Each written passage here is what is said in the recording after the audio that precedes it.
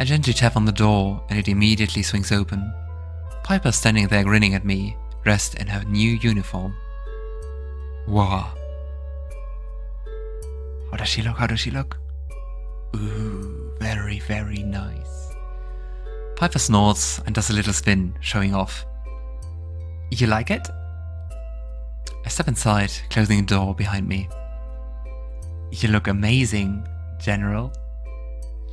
Then I see August. Oh, shit. They appear from behind the desk and I suddenly feel horribly underdressed. They look really nice. The combination of the blue and the golden and the black. It's really nice. You both look incredible. You too, Lieutenant. They gesture at the papers that adorn their desk. Shall we? We need to come to an agreement on all of this, and fast. I have an hour until my speech, and I'd quite like to not fuck it up. Oh, that's ambitious. Piper rests her elbows on her knees and her chin in her hands, and she squints down at the pages of elegant script. You know exactly what I don't agree with. Everything else is fine. August and I share a look. They seem upset over knowing what thing Piper disagrees with, and they know that I don't exactly feel much excitement over it either. What thing? I speak before they get the chance. It's about the initiation. I wonder what their stances would be. I could imagine Piper being against it. I don't know, but I also can't imagine August to be super in favor of it. But yeah, especially as it's done currently. We cannot continue to mutate innocence. We need to find a new way to defend Eskria. August glares at me, but I continue. Yeah, he was against it. Would I have known what they were doing to me, I would have refused. August, I appreciate that you think it's necessary, and I know that doesn't come from a bad place, but... I don't have the right. I could never understand how it feels. Witches are born with their magic. It is not inflicted upon them. And especially not against their will. They sit in their chair and run their hand over their face, tapping their fingers against their lips. If Harry could find a way to manipulate it, then we can find a way to as well. We both look at her like she's lost the plot. She huffs. Oh, hush. You know what I mean. I'm not talking about making monsters. I'm talking about finding a way to make us strong without making us monsters. How? Wouldn't they have already done that? Piper bursts out laughing. August finally stops tapping their lips and raises their brow at her. You really think they'd do some actual work and research when they have what they need already? No way. They get free blood from the monsters they kill. And they get their little army of mini-monsters too. She's right. There must be another way. Piper, clearly ready to violently refute whatever they say, sits slack-jawed. You agree with me? August shrugs. I don't exactly thrill at the idea of all the extra work it would bring us. Me, specifically. But it would be worth it. Worth making sure that what we do is fair and ethical. Or at least as much as it can be under such extreme circumstances. I agree. We are fighting a war and must do whatever we can to ensure our survival. But that doesn't mean we should sacrifice our humanity to do so. With that, August sits back down and pulls a clean piece of parchment from their drawer. They pick up the quill and begin to write. When they are finished, the three of us sign it, and a new rule is born. We will do whatever we can to leave behind the barbaric ways of our predecessors. Piper rubs her hand together almost greedily, and I'm beginning to think she's lying about not liking this diplomatic bullshit. She's good at it, too. Now, our second task. As the creatures, our relationship with them right now is perilous at best. Even the ones that bring no harm don't really like us that much. And they're more than essential to our survival as an agency that actually succeeds. Can't blame them, really. Harry was out there kidnapping and killing even the good ones. Ethan, what do you think? I mean, I'm sleeping with a clan head of vampires. Do I really have a choice? There's no question about it when it comes to our relationship with the creatures. We have to do everything we can to fix the fractures Harry caused. As you said, they are essential. Then I pause, carefully considering my next words. Have you ever thought about having creatures working within the agency? They both stare at me like I've lost my fucking mind, just as I expected them to. You're saying we should shove lichens and some demons in our uniform and off they pop? You're mental. August says nothing and just keeps staring at me. I know it sounds ridiculous, but there are creatures out there who want peace just as much as we do. Creatures who have enough power to actually convince others of their kind to either join us or just leave us alone. A representative, maybe. Not a new branch, just creature relations. Someone to be our liaison when required. It looks like her eyes are going to drop out of her skull. She has them so wide. I cannot believe you're actually thinking about this. We already work together with lots of creatures in our endeavors. Why is she so surprised? She doesn't sound angry, just tired. I get it. It's not ideal, I know, but if we can find other ways to lessen the attacks on our kind, then why the hell not? We just put strict rules in place and ensure that they have too much to lose if they betray us. But I guess, like, if there's Finn, if there's Alkar, if there's Omen... Am I forgetting anyone? Why shouldn't there be more creatures or just people like them? August's eyes Piper has fallen strangely silent. I think she knows that this will be good for us, despite her personal views on the matter. She nods. I sign. August offers her a small smile and picks up their quill. We all sign once again, ready to tackle our final conflict. Now we discuss you, both of you. Piper and I share a glance, and she sits a little straighter in her chair. I think that sometimes Piper truly does forget how important August is about to become. Hunters have long been governed by us, the Enforcers. I personally feel like that is unfair, because what the hell do we know about putting our lives on the line, right? You know...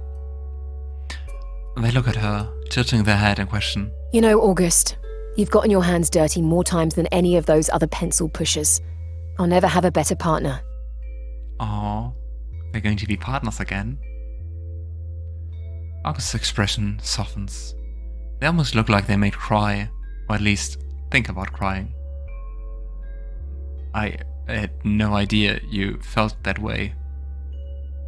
Piper scuffs her boots on the floor, looking anywhere but at August. Yeah, well, after everything that happened, I blocked it out. I'm sorry, Piper. About all of it. I promise to do better by you, which is why I'm proposing that we create a new hierarchy. Or rearrange our current one, at least. Many enforcers aren't fit to dictate what higher-ranking hunters do. They're more concerned with politics than they are with the safety of our people. Take those decisions out of the hands of those who value bureaucracy above all else, and into the hands of ones who are literally created to know how to save lives. Within reason, yes. I will need to consider this a little more carefully. It's complicated, and I value both your inputs. Piper grins at me. Can't believe it's taken the agency this long to realize it. Yes, well. A fresh start. Now, we should go. They'll be waiting for us. August stands and fixes their uniform, fiddling with the end of their braid. They are nervous. August, you have nothing to worry about. I just don't want to let anyone down.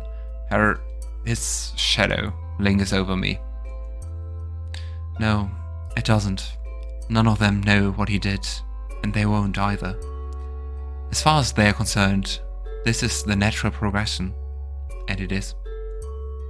Despite all that Harry did, it will still be you standing up there if he stood down gracefully. Piper creeped closer and rested a hand upon August's shoulder.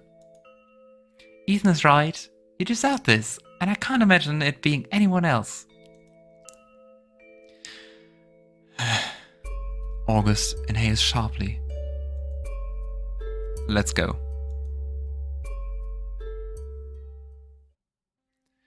It passes in a blur. I watch Piper get her title back, the highest-ranking hunter in Lunaris, after me. She smiles the whole time, staring out into the crowd as they cheer for her. She's given extra honors for involvement in the Harry investigation.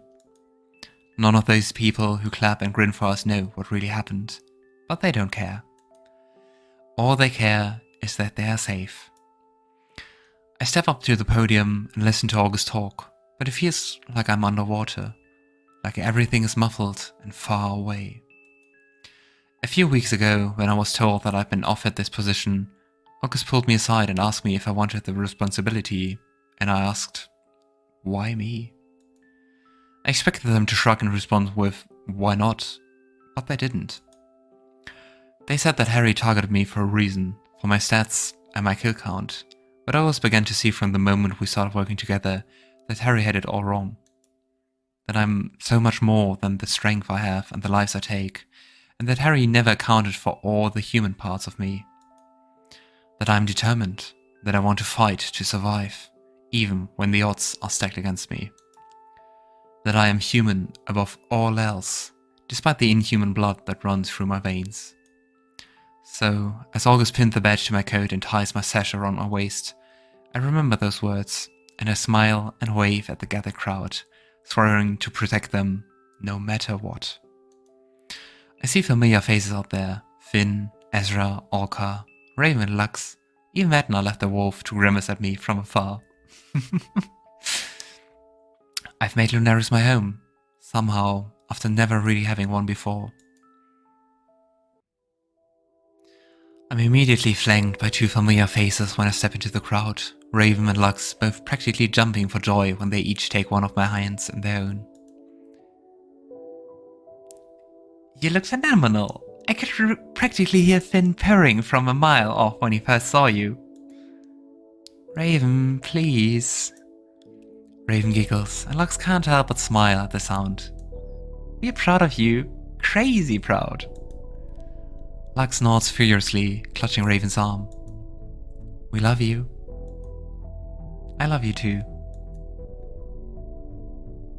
They both pull me into a crushing embrace, but it's over quickly when Raven pulls back, her crimson eyes widening comically as she saws something over my shoulder.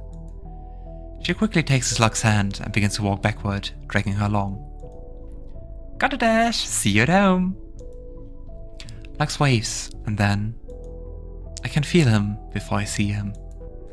Just like it always is.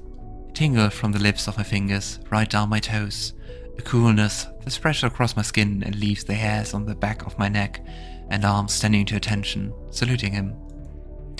I didn't take my eyes off him throughout the ceremony once I spotted him, and he watched me like I was the only person on the square, his burning gaze warming me even at a distance. I feel the cool press of his hands upon my arms, his lips against my ear. Hello, Lieutenant. That title looks good on you, you know. Such a flirt. I laugh, turning to face him. The smile on his face is gorgeous and screams trouble. Why, thank you. You look far too handsome. It was terribly distracting when I was out there. He chuckles, the deep sound more than pleasing. I told you I wanted to look good for you. It's a really nice outfit. Kind of similar to what he usually wears, but still even more showing of himself off. And I still really love the golden contrast to the black, even like this. I don't know. It's just overspent. He laces his fingers with my own, and we drop our hands to hang between us. I'd very much like to steal you away if such a thing is permitted. For you? Depends on where you're taking me. He leans in. Somewhere no one will dare disturb us. I'm in. It's so peaceful out here. I lean back against the solid plane of his chest, his arms around me, sparse leaf rustling quietly above us, where we sit beneath one of the towering trees that line the headstones. I love it in the graveyard, strangely. It brings back memories of the night that I first spent time alone with Finn. The first careful flirtations, the first lingering glances. Even then, I think I knew I would love him. "You're quiet." I shrug, turning to look at him. "I have a lot on my mind." He smiles, pressing a kiss to my temple as I relax in his embrace. "It has been a busy day, week, month." I can't remember the last time I felt this relaxed, actually. He holds me a little tighter, squishing his face against my cheek for a moment before he shifts so that we face each other. Ooh, one last artwork, I guess. Aww. He's so hot and cute at the same time. The way I feel when he looks at me is something I could never even try to describe. You'll never truly know just how proud I am of you. I love you. He smiles, and the whole graveyard seems to glisten around him. I love you too. Thank you for believing in me, for always letting me forge my own path. Your path is yours and yours alone. I'm just along for the ride. At this moment, I realize that there's nowhere else I'd rather be. Not in the wolf with tankards raised in my name. Not anywhere but here, in his arms. He reaches for me and I go willingly, tucked against his broad chest once again. I laugh and shiver against him, and he tips his head to run his nose along my jaw, humming quietly. "You're cold." I am snuggled up against a tombstone in a graveyard, at night, with a vampire. It's self-inflicted. I can try to warm you up, you know. All you have to do is ask. Ooh. I find my interest considerably piqued. Is that so? Finn's eyes darken and adjust as he leans in and takes my chin between forefinger and thumb. He trails gentle kisses along my jaw, and I brace myself as his hand trails over my arm. He comes to a stop and splays his palm over the place where my heart beats. Fast but steady, just for him. I swear that if his heart could beat, that they'd be in sync. I laugh when his lips find the curve of my throat, the sound shaky as it leaves my lips. He pulls back, feigning offense, beautifully. You'll have to be quiet. We don't want to wake the neighbors. Oh no, all the undead neighbors. You know, they're all dead. He smiles, his fingers finding their way into my hair. Oh, you're right. Are you warmer now? I melt under his touch, tipping my head skyward as his hand carefully curves around my throat, the gentle pressure feeling like a promise. His lips brush mine, but he doesn't kiss me, he just smiles. I'm as warm as I'd be if I were laying in the sun. He's watching me with a gaze full of love and admiration, and in this moment, I realize that this is my life now. That this is truly my home. He is my home. My light amongst all the darkness in life. Then I look up, marveling at how bright the stars in Lunaris are tonight. They seem to shine just for us, flashing like Morse code against a sweeping canopy of pure, perfect obsidian. I close my eyes. Warmer than I've ever been.